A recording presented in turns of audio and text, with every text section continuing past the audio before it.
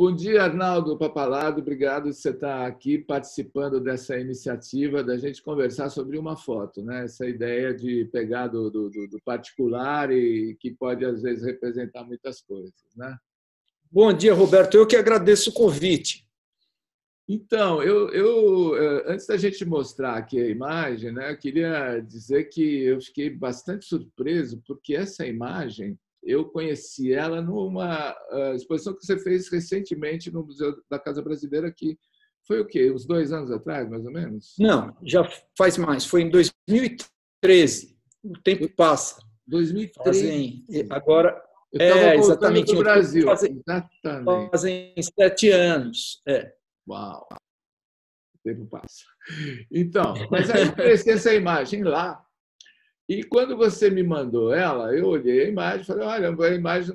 Mas aí você me mandou uma outra foto, né, depois, onde eu reconheci o ambiente, essa imagem inserida no ambiente da Galeria São Paulo, que é uma galeria que representava nos anos 90, se eu não me engano. Né? Isso, exatamente.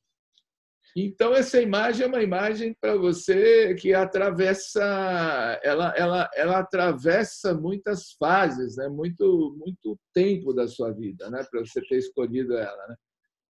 Exatamente. Bom, então a história é a seguinte. Inicialmente, eu fiz esta fotografia, ela foi pensada para uma exposição na Galeria São Paulo, que eu fiz em 1998. Naquele momento, o projeto dessa exposição é que em cada parede da galeria teria apenas uma imagem. Então, as imagens foram pensadas e dimensionadas em função do espaço expositivo. Né? Então, esta parede, para quem entrava na galeria, ela ficava no salão principal do lado esquerdo, era uma parede bastante grande, com o pé direito bem alto. O desafio que eu me propus seria de fazer uma imagem assim que ocupasse uma grande área da parede e que um pouco tivesse uma certa relação de afresco, que você pudesse se aproximar dela o suficiente para você não ver mais as bordas da imagem. Então, daí, assim, a história dessa imagem é que são duas fotografias que eu fiz em grande formato, em 8 por 10 polegadas. A primeira delas é a que está a imagem de fundo, que seria a imagem dessa praia, que é no Guarujá, num apartamento no Guarujá, que eu levei a minha câmera 8 por 10 e eu fiz uma transparência, um cromo 8 por 10. 8 por 10 polegadas, né? Para quem não 8 conhece. 8 por 10 polegadas, 20 por 25 centímetros. Centímetros, Daí eu resolvi dar continuidade a essa história. E daí, então, eu peguei um pirex de cozinha e enchi de água, coloquei esse cromo dessa imagem da praia no fundo desse pirex. Daí eu comprei esses peixinhos, joguei dentro desse pirex e daí eu fiz um backlight, né? Tem esse contraluz por baixo e tem uma luz por cima também, uma luz dura frontal que dá esses reflexos amarelos, né? Uhum. E daí tinha essa coisa que quando a gente mexia na água, ela criava distorções na imagem. Então, essas coisas meio pontudas laterais, laranja, são os dedos do meu assistente, que ficava mexendo na água. Né? Então, eu acho que ela tem assim... Bom, primeiro, ela tem essa questão da imagem, né? E segundo, ela tem essa coisa das camadas, né? Que tem a imagem da paisagem da praia e os peixes por cima, né? E daí esse outro clique também foi feito em 8 por 10 polegadas, né? Quer dizer, que é um cromo de 20 por 25 centímetros, porque o grande desafio seria eu fazer uma impressão, né? Numa dimensão bastante grande e que isso tivesse uma boa resolução. E, obviamente, não dava para imprimir essa imagem de uma vez só, então ela é impressa em tiras e emendada numa espécie de um cetim, aí ela era presa só em cima. Então, o tecido ficava solto. Movimento. E tinha uma ideia linda que qualquer ventinho que entrava no espaço criava uma certa ondulação na imagem que, por sua vez, conversava com a ondulação que os peixes produziam na água, né? Então, ela era muito bonita assim essa coisa, né?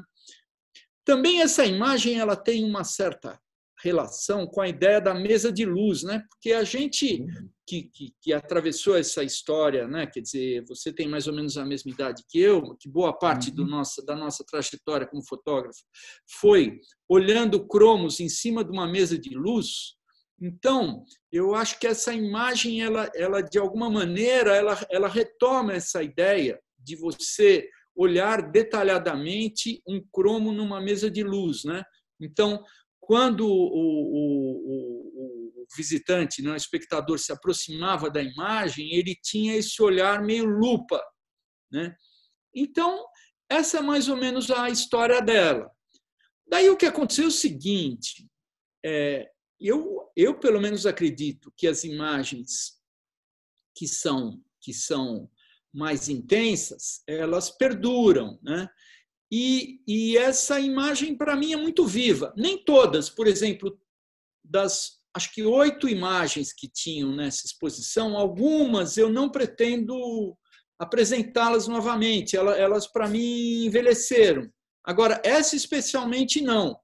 Daí teve 2 eventos. Uma que, na minha exposição chamada Tavoleta, no Museu da Casa Brasileira, em 2013, então, quer dizer, 15 anos depois, eu reapresentei ela já num outro contexto e com outro caráter. Daí, no caso, eu não sei se você se lembra, era uma grande mesa de luz, era um backlight que ficava no chão. Porque eu retomei a ideia da maneira que eu fotografei, porque eu fotografei esse pirex, obviamente, na horizontal e eu olhando em planta, de cima, né? E tem um terceiro evento, que isso você também não está sabendo, a novidade, que essa imagem virou meio a imagem matriz de um trabalho que eu acabei de realizar. O que eu acho interessante, olhando para essa imagem, é o seguinte. Ela é uma imagem, de certo modo, em todos os aspectos, muito subversiva, assim, a todos os cânones do bom mocismo fotográfico, das regras de composição, de tudo que... Quer dizer, primeiro, o cromo 20x25, para quem não imagina, não sabe, não viveu isso, na época, era um objeto precioso, porque era um filme caríssimo, né, tanto para comprar quanto para revelar e tudo mais, que só eu usei bastante, mas só quem trabalhava com estúdio num determinado nível e como a gente também teve aí uma história também de contato, trabalho com publicidade, né, a publicidade usava muito isso por causa da qualidade excelente do resultado. Você pega esse cromo 20x25 e bota ou embaixo ou dentro de uma água, né? Com os peixes por cima, né? Tem uma coisa bastante irônica nesse negócio do peixe em cima da praia, né? É um negócio meio surreal, né? E outra coisa que eu acho assim interessante nessa imagem são os dedos do assistente que entram ali dentro, porque você poderia perfeitamente ter planejado e feito isso de modo que você tivesse um corte ali, né? Na parte central da imagem, onde você teria uma percepção completamente diferente, se não fosse essa moldura, entre aspas, mal composta da borda do prato com o dedo do assistente. Então, todo esse ruído que você coloca dentro da imagem, que você poderia ter limpado, eu acho muito interessante, porque eu acho incômodo. Eu acho uma coisa que não deixa você... não te conforta muito, entendeu? Não ajeita muito. Você privilegiou, então, uma certa... É quase como o Brecht falava do teatro dele, né? Que o teatro tinha que ser visto como teatro, né? Ele cortava essa catarse, essa empatia, né? Acho muito bacana a sua observação, porque é isso mesmo, racionalmente não teria esse dedo. Daí,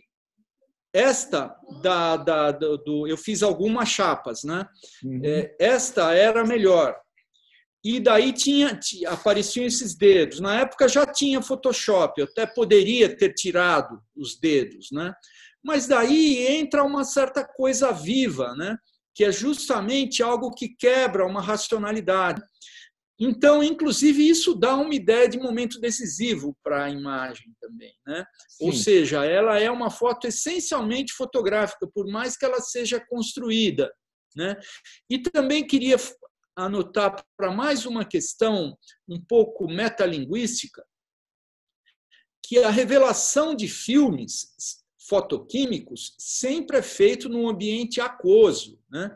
Então, posso dizer que essa ideia do filme dentro da água traz, de uma certa maneira, um caráter metalinguístico que tem a ver com a técnica da fotografia fotoquímica, né?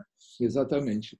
Na verdade, o trabalho artístico, né? O trabalho da arte é abrir horizontes e gerar reflexões. Eu acho que por isso sempre tive muito assim respeito, muito apreço pelas coisas que você faz, porque sempre me fizeram muito pensar, rever meus conceitos, né? E eu acho que é isso aí.